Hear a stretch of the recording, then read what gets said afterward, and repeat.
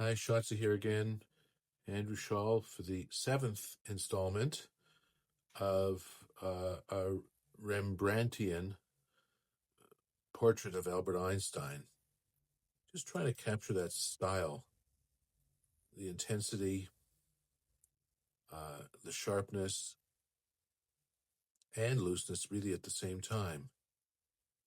So I'm kind of doing as I usually do, moving around the face, just trying to fine-tune. For the most part, I'm going to be using detail brushes the rest of the way. I'm feeling pretty good about the overall structure. Just some of the smaller shapes need adjustment, and probably some of the values maybe have places where it's more blended, other places where it's less blended.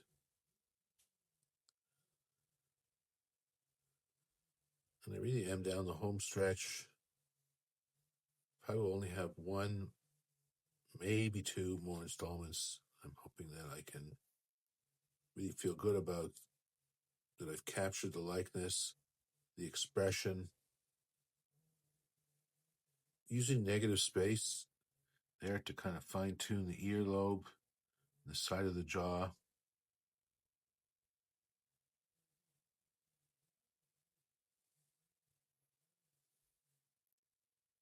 Here I'm trying to seal off areas. I don't really like having any canvas showing through.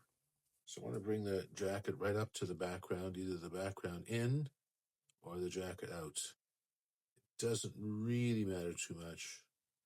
It's just a matter of how high he might be holding his shoulder. But it's not going to have a big impact on the overall likeness. Getting that dark color in all around.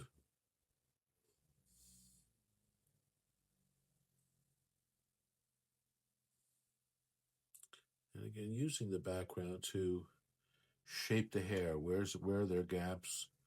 As we know, his hair was quite straggly and didn't really have a lot of structure to it.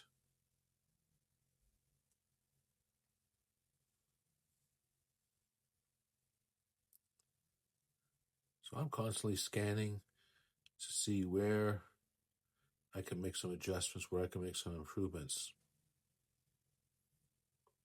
The little reflective spot in the eye often really brings the eye more alive. Again, going with some really light values. I always talk about how important it is to have a range from dark values to light values. It gives so much more maneuverability in between. Also helps when I exaggerate something in terms of its value or its intensity, so much I can see it better compared to other landmarks, other areas of the face.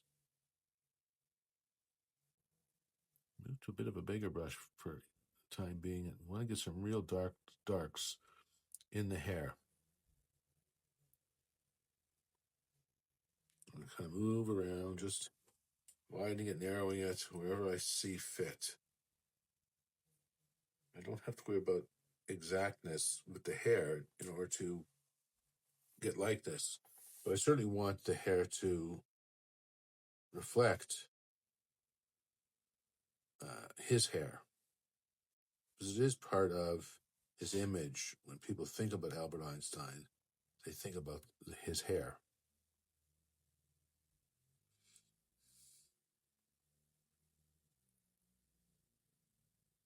Moving around,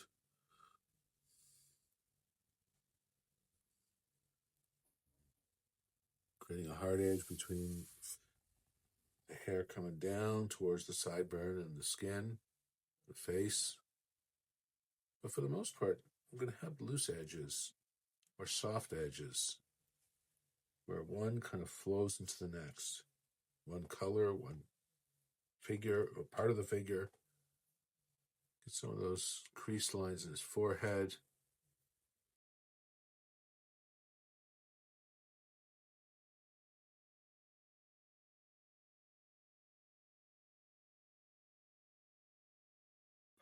I'm doing continuously, just making minor modifications. What I'm hoping is to have a bit more blended so that different areas connect a little better to each other. Got a little more of a realistic looking. If the edges aren't too hard, they'll kind of look maybe a bit more animated or illustrative. I'm really trying to get the realistic look, and that is largely defined by edges. Typically, within a human face, the edges tend to be soft. The changes are gradual. There's another context that's not like that.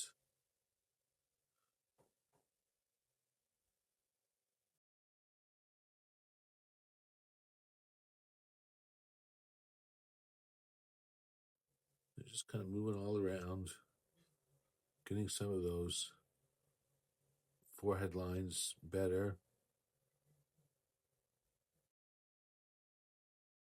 That's about it. Thank you. There will be one more installment. Stay tuned. Thanks so much.